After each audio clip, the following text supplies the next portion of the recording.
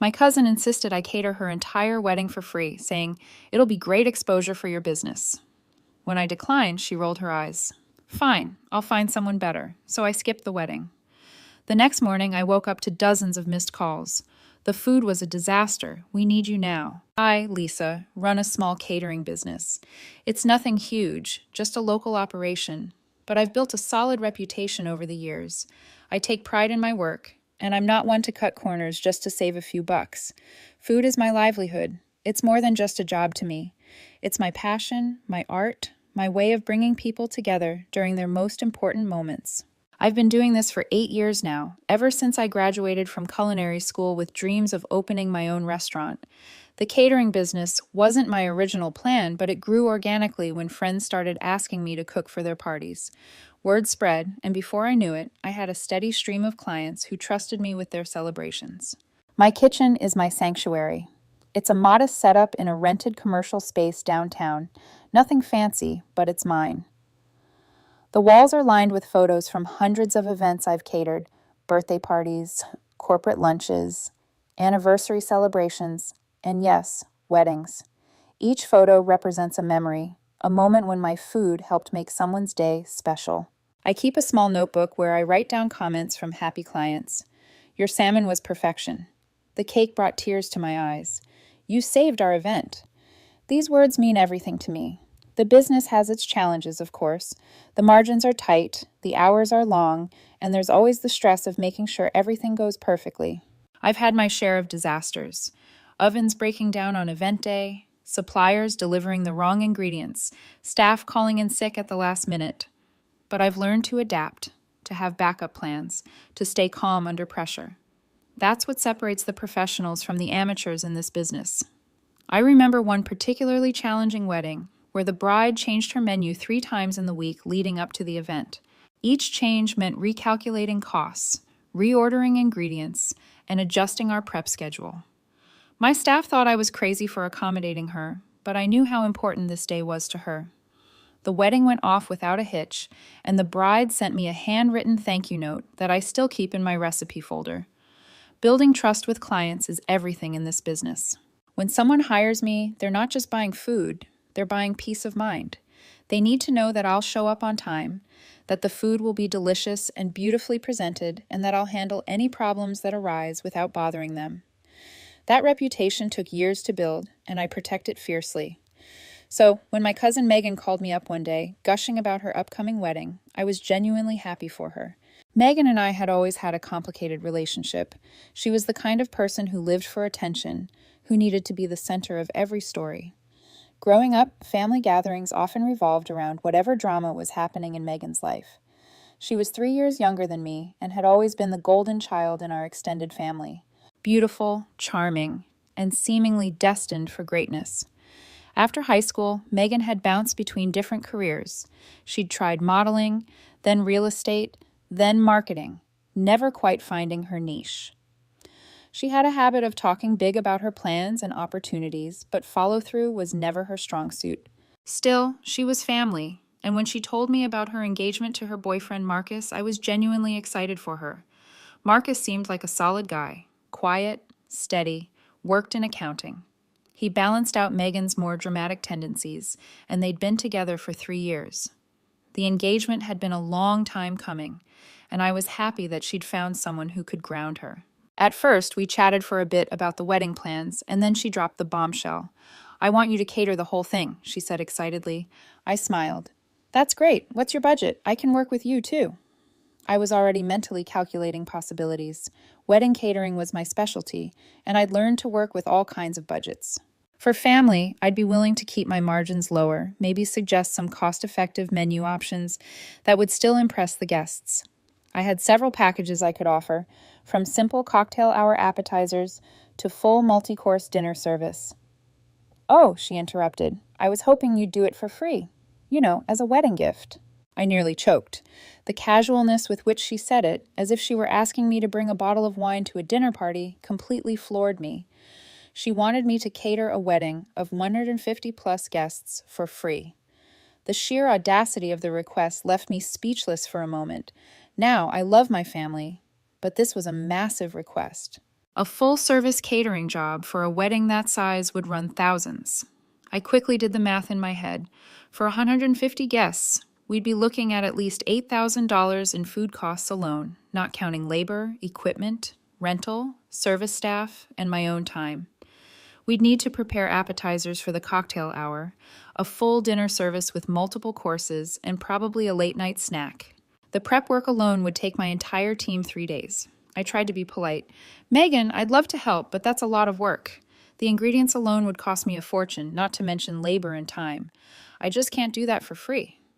I could hear the disappointment in her voice, but I also detected something else, a sense of entitlement, as if she genuinely believed that family members should provide professional services for free. It reminded me of all the times growing up when Megan would expect special treatment, when she'd pout and manipulate until she got her way. She pouted. "But you're family." "And this is my business," I said firmly. I'd learned over the years that I had to be clear about boundaries, especially with family. I'd made the mistake early in my career of doing free work for relatives, thinking it would lead to referrals and goodwill. Instead, it had led to more requests for free work and a devaluation of my services. The conversation grew increasingly tense. Megan tried several different approaches. She appealed to family loyalty, suggested that the exposure would be good for my business, even hinted that other family members would be disappointed if I didn't help out, but I held firm. I offered to give her a family discount, to help her find cost-effective menu options, to work with whatever budget she had, but free was off the table. She sighed dramatically. "Fine, I'll find someone better." The dismissive way she said it stung more than I expected. Someone better. As if my 8 years of experience, my culinary training, my track record of successful events meant nothing. As if I were some amateur who should be grateful for the opportunity. At that point, I shrugged it off. If she wanted to burn a bridge over free food, that was on her.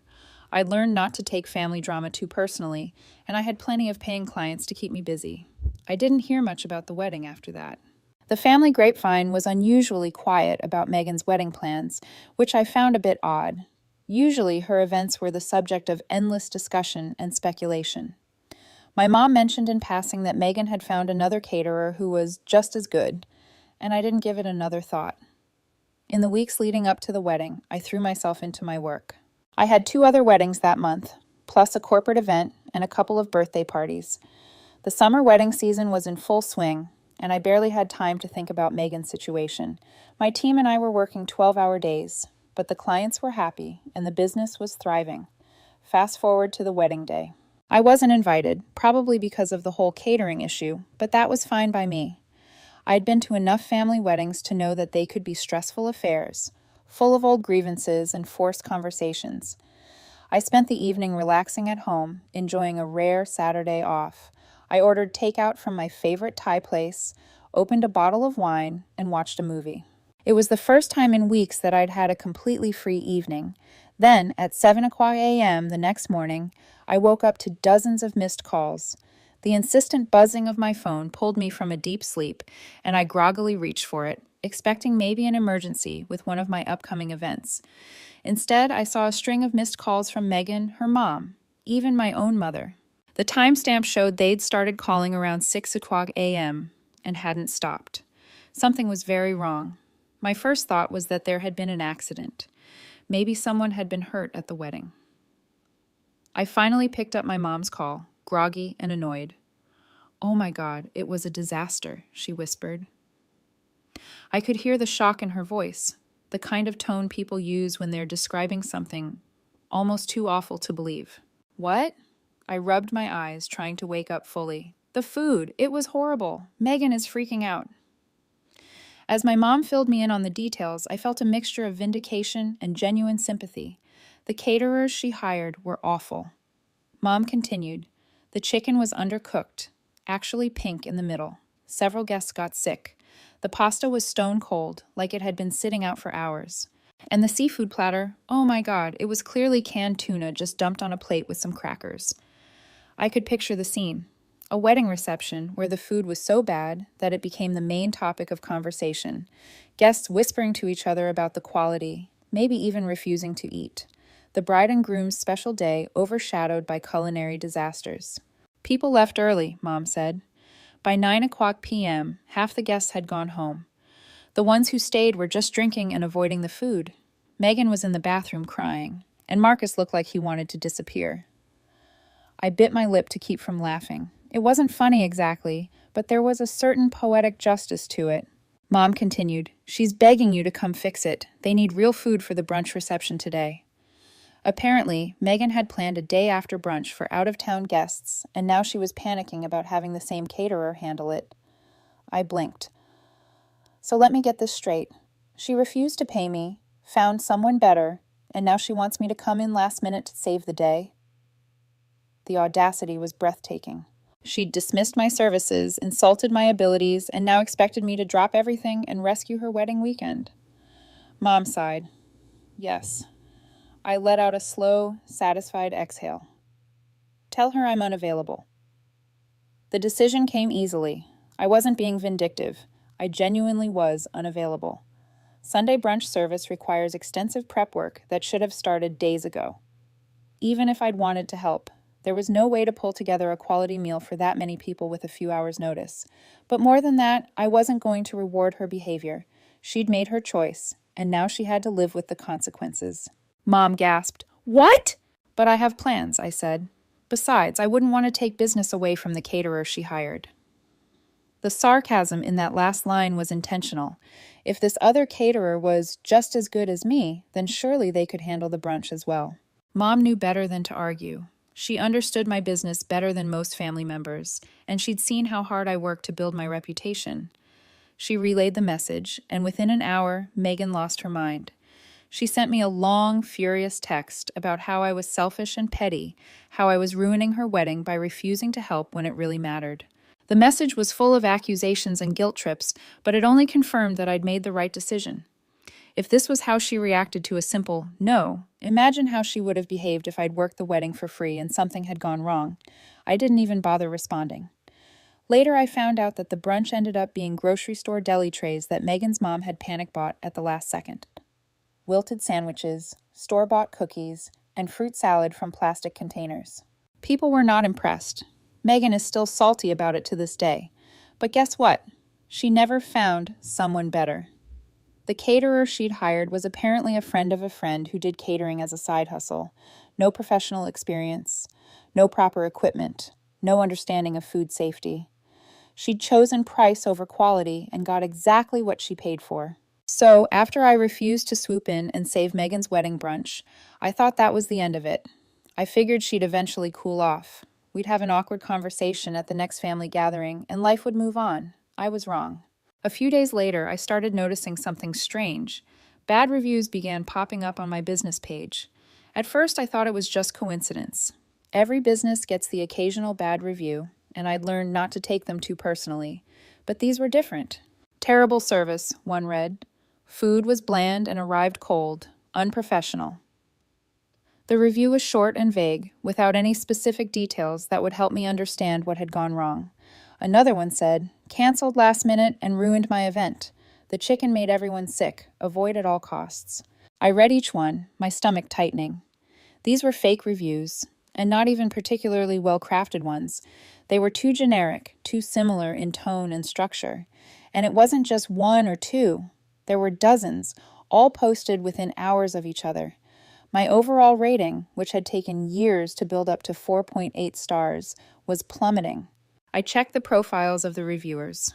Most of them were brand new accounts, with no profile pictures, no other reviews, no signs of being real people, but a few had familiar names, Megan's friends from high school and college. I clenched my jaw. She was trying to ruin my business.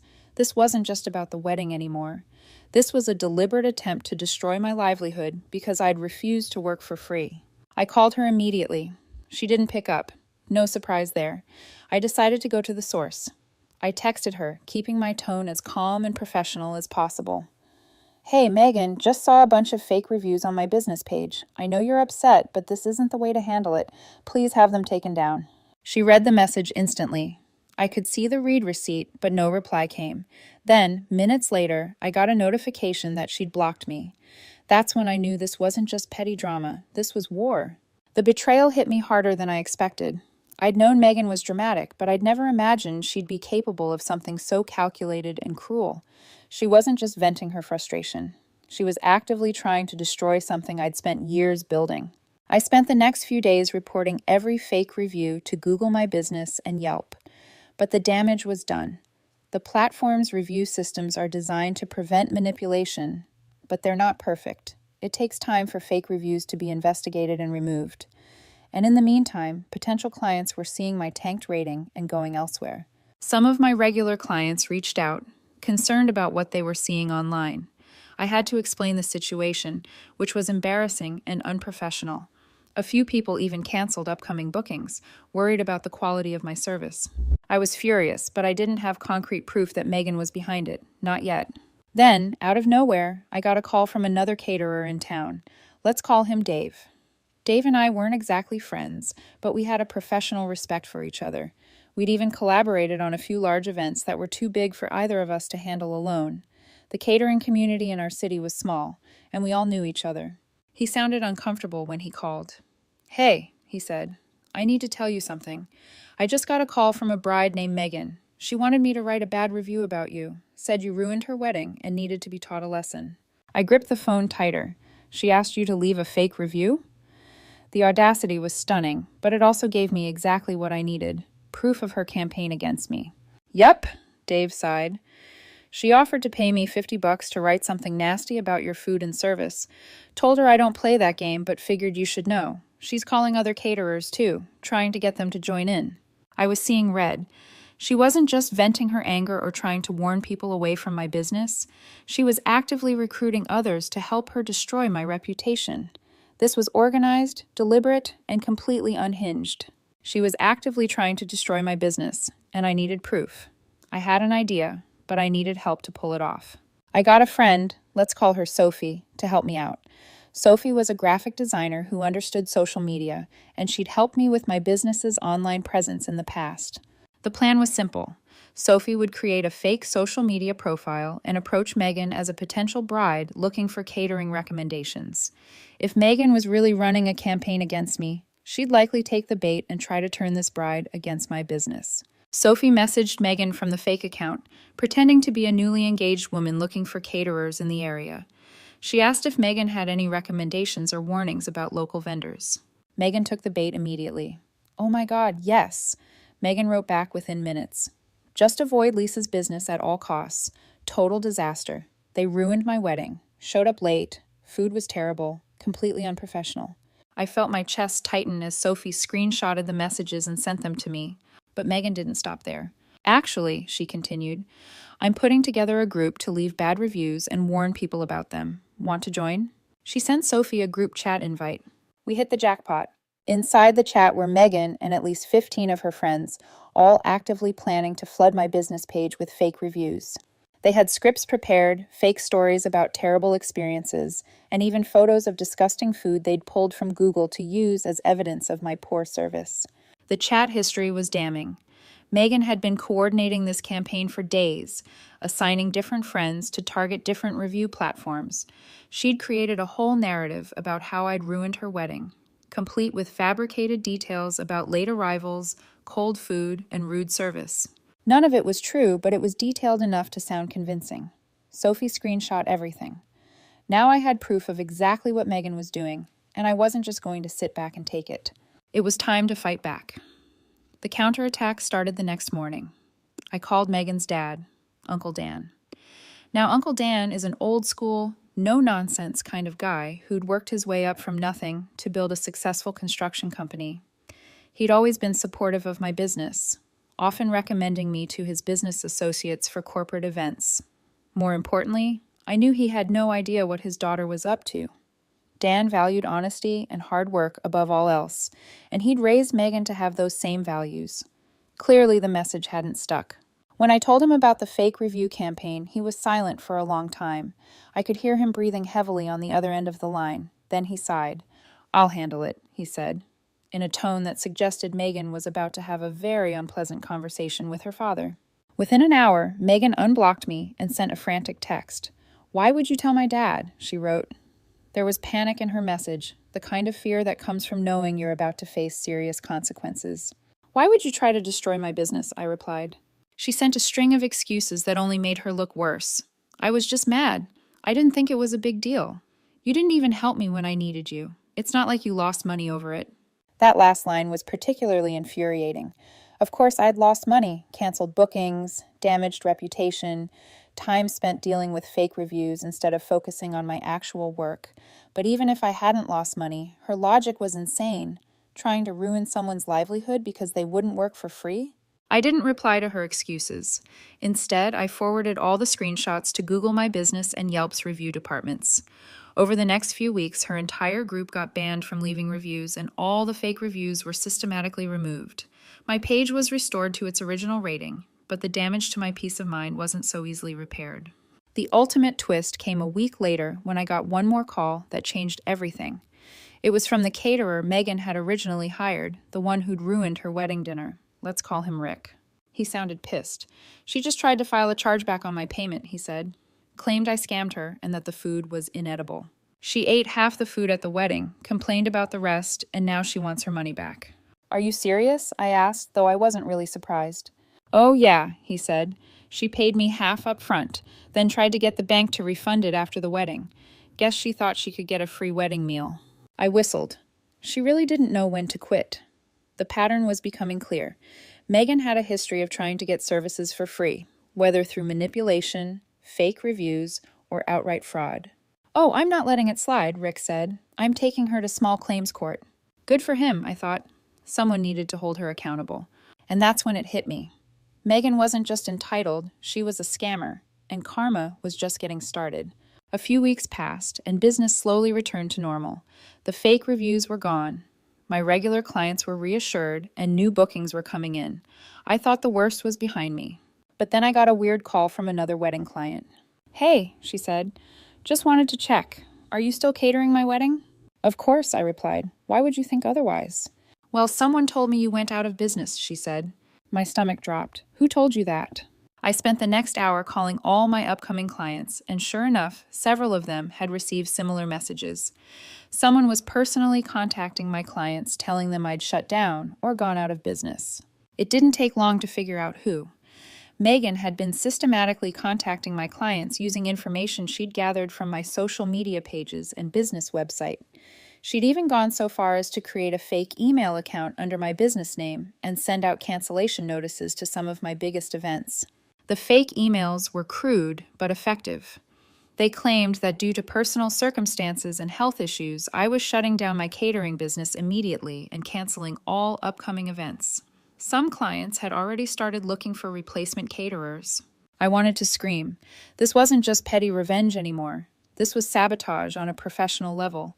She was actively trying to destroy my business relationships and reputation. I called Uncle Dan again, but this time he didn't pick up.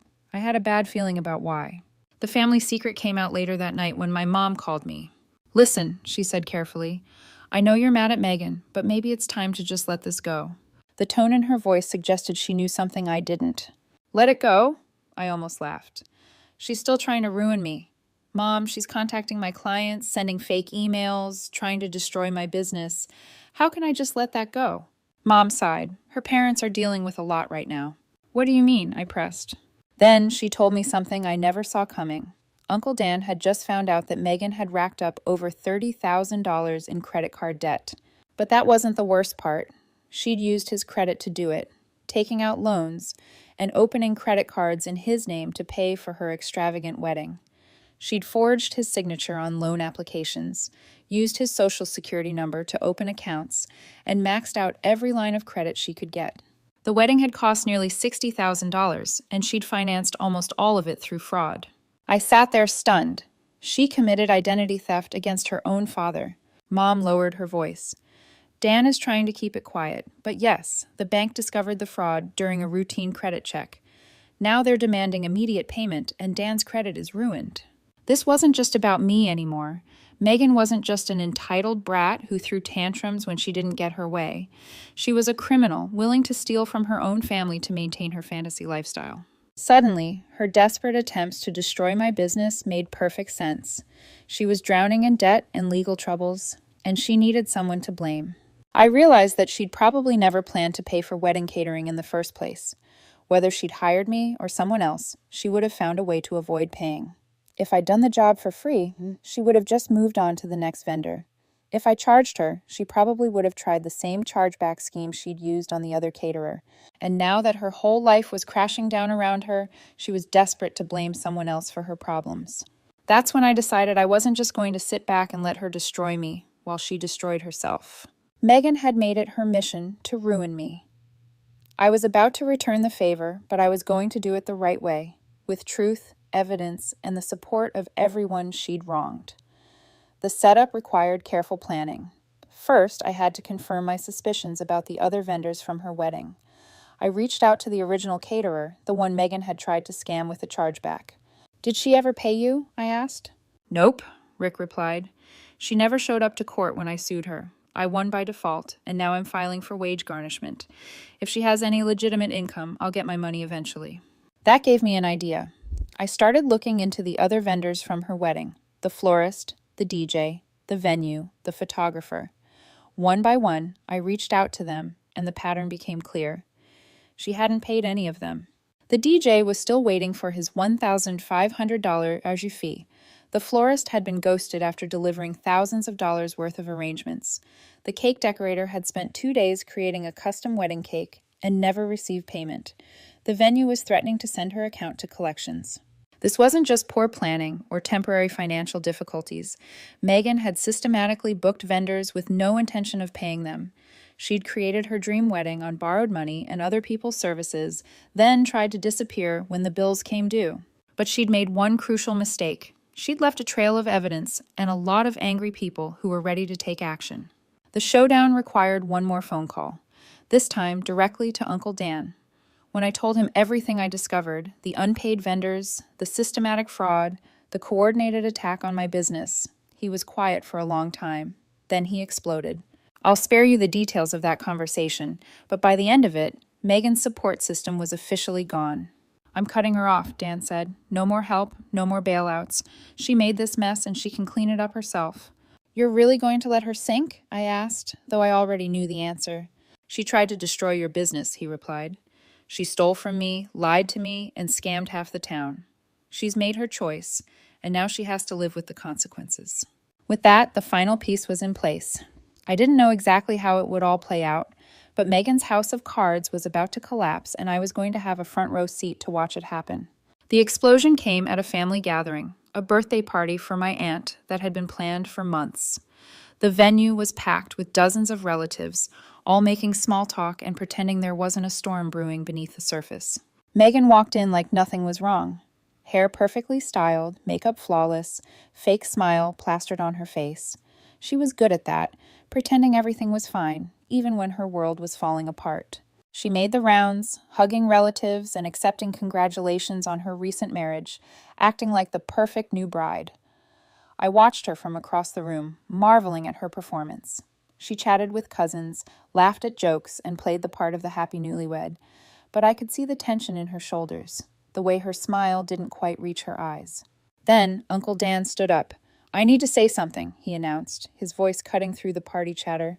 The room fell silent, everyone turning to look at him. I felt a chill run through the room as people sensed that something serious was about to happen. Megan froze, her champagne glass halfway to her lips. Her face went pale as she realized what was coming. Dan's voice was eerily calm. "My daughter," he said, looking directly at Megan, "is a liar and a thief." The words hit the room like a physical blow. Someone gasped, a chair creaked, and I heard someone whisper, "Oh my God." "Dad, what are you doing?" Megan laughed nervously, but the sound was hollow and desperate. Dan didn't blink. "You stole from me," he continued. "You stole from your wedding vendors. You tried to ruin your cousin's business, and now you're out of chances." The room erupted in whispers and murmurs. All eyes were on Megan, who looked like she wanted to disappear. But the confrontation was just beginning. One by one, the vendors she'd stiffed began to speak up. The DJ had been invited to the party. He was a friend of the family who'd done the wedding as a favor. "You still owe me $1,500, he said quietly. The florist, who was my aunt's neighbor, stood up next. "You ignored my calls after the wedding. I had to eat the cost of all those arrangements." Even the cake decorator, who'd been invited because she was dating one of our cousins, joined in. I custom made that cake, Megan. I spent 2 days on it, and you never paid me. The confrontation was devastating to watch. Megan's breathing became shallow, her face flushed red, and she looked around desperately for support that wasn't coming. Her own father had orchestrated this moment, and no one was going to save her. Then came the final blow. Rick, the original caterer, stepped forward and dropped a legal envelope in front of her. "This is a garnishment notice," he said. "Your wages will be docked until I get every penny you owe me." Megan's composure finally cracked. "This isn't fair," she whispered, her voice breaking. "This is an attack. You're all ganging up on me." But Dan's voice was like steel. "No, Megan," he said. "This is justice. You made your choices, and now you face the consequences." She looked at me then, her eyes desperate and pleading. "You did this," she spat. "You ruined my life." I tilted my head calmly. "You did that all by yourself, Megan." That's when she completely lost it. She threw her champagne glass across the room where it shattered against the wall. Then she turned on her father, her voice rising to a shriek. "Dad, you don't understand. I had no choice. I didn't have the money. You wouldn't help me pay for the wedding." Dan's face darkened. "I would have helped you if you'd asked honestly," he said. "Instead, you stole from me. You forged my signature and destroyed my credit." Megan was hyperventilating now, trapped with nowhere to run. No more lies, no more manipulation, no more people willing to enable her behavior. Then, without another word, she turned and ran out of the party. The door slammed behind her and the room fell silent. No one moved. No one chased after her. We all knew this was the end of something. The end of Megan's ability to manipulate and deceive. The end of her family's willingness to cover for her mistakes.